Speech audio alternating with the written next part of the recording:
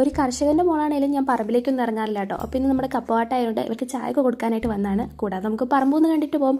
അപ്പോൾ നമ്മുടെ കപ്പവാട്ടിലായതുകൊണ്ട് അതിൻ്റെ വിശേഷങ്ങളൊക്കെ കാണിച്ചു തരാം. ആദ്യം തന്നെ കപ്പത്തൻ്റെ ഇതുപോലെ ഒടിച്ചെടുക്കുകയാണ് ചെയ്യുന്നത്. അപ്പോൾ അതിൽ നിന്നൊരു കപ്പക്ക കിട്ടിയിട്ടുണ്ടായിരുന്നു. ഉണങ്ങിയ കപ്പക്ക വെച്ചിട്ട് ഞങ്ങൾ നേരത്തെ പമ്പരമൊക്കെ ഉണ്ടാക്കി കളിക്കുമായിരുന്നു കേട്ടോ. അപ്പം നമ്മൾ ആദ്യം തന്നെ ഇതിൻ്റെ തണ്ടൊക്കെ ഇതുപോലെ ഒടിച്ചെടുത്തിട്ടുണ്ട്. ഇനി നമുക്ക് കപ്പ പറിക്കുന്നത് എങ്ങനെയാണെന്ന് നോക്കാം. വേറെ പരിപാടിയൊന്നുമില്ല, അതിൻ്റെ കമ്പ് പിടിച്ച് കുലുക്കിയിട്ട് ഇനി പറിച്ചെടുക്കാം. പക്ഷേ മണ്ണിന് ഇളക്കം കുറവായതുകൊണ്ട് ഉമ്മിയും മാപ്പിയും കൂടെ ശ്രമിച്ചിട്ടാണ് പറിച്ചെടുത്തത്. ഇപ്രാവശ്യം വിളവ് ഭയങ്കര കുറവാട്ടോ. അത് കാലാവസ്ഥയുടെ മണ്ണിൻ്റെ പ്രശ്നങ്ങളൊക്കെ കൊണ്ടാവാം അങ്ങനെ ഉണ്ടായത്. ഇനി നമുക്ക് കപ്പയൊക്കെ വീട്ടിലെത്തിച്ചിട്ടുണ്ട്. ഇനി നമുക്ക് കപ്പ പൊളിക്കുന്ന പോലെ തന്നെ ഈ കപ്പയും പൊളിച്ചെടുക്കാം.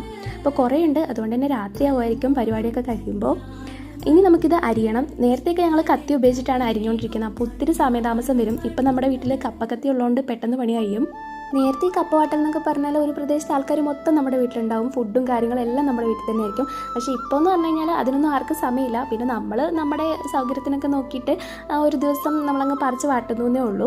അപ്പോൾ രാത്രിയായിട്ടും അത് വാട്ടാൻ തുടങ്ങിയപ്പോൾ രാത്രിയായിട്ടും കപ്പ പൊളിക്കലൊന്നും കഴിഞ്ഞിട്ടുണ്ടായില്ല. ഈ ആൾക്കാരൊക്കെ ഇങ്ങനെ കൂടിയിരുന്ന് കുറ്റം കുറവൊക്കെ പറഞ്ഞ് അതും ഇതൊക്കെ പറഞ്ഞ് നല്ല സന്തോഷത്തിലിരുന്ന് ഫുഡ് കഴിക്കും. ഇങ്ങനത്തെ പരിപാടികളൊക്കെ ചെയ്യുമ്പോൾ ഭയങ്കര ഒരു സന്തോഷമാണ്. അപ്പോൾ കപ്പ വാട്ടാനായിട്ട് നമ്മൾ കപ്പ ചെമ്പിലാണ് വെച്ചിട്ടുള്ളത്. അപ്പോൾ ഇതുപോലെ കപ്പയിലൊരു പൊട്ടൽ വീഴുമ്പോൾ നമ്മളത് കോരിയെടുക്കുക. എന്നിട്ട് വെള്ളം ഊറാനായിട്ട് മാറ്റി വെക്കുക. എന്നിട്ട് നമ്മളിത് വെള്ളം ഒഴിക്കുന്നുണ്ട്. ചൂടാറാനായിട്ടാണ് വെള്ളം ഒഴിക്കുന്നത്. എന്നിട്ട് വേണം നമുക്ക് വാർക്കപ്പൊക്കത്ത് കൊണ്ടിടാൻ. അപ്പോൾ നേരത്തെ ഒന്നും നമ്മൾ വാർക്കപ്പൊക്കത്തൊന്നും അല്ല ഇട്ടുകൊണ്ടിരുന്നത്, വലിയ പാറകളിലൊക്കെയാണ് ഇട്ടുകൊണ്ടിരുന്നത്. ഇപ്പോൾ വാർക്കപ്പുറം ഉള്ളതുകൊണ്ട് അവിടെ ഇടുന്നു. എന്നിട്ട് നമ്മൾ കട്ടി കുറച്ച് ഇതുപോലെ നിരത്തി കൊടുക്കണം. 2-3 ദിവസം കഴിയുമ്പോൾ ഇത് നന്നായിട്ട് ഇളക്കി ചിക്കി കൊടുക്കുക. എന്നാലും മാത്രമേ എല്ലായിടത്തും ഒരുപോലത്തെ ഉണക്ക് വരുത്തുള്ളൂ. 4-5 ദിവസം നന്നായിട്ട് വെയിൽ കൊണ്ട് കഴിയുമ്പോൾ നമ്മുടെ കപ്പ നന്നായിട്ട് ഉണങ്ങി കിട്ടും. ഈ കപ്പയാണ് നമ്മൾ വിൽക്കുന്നത്. ഇത് വർഷങ്ങളോളം കേടുകൂടാതെ ഇരിക്കും കേട്ടോ.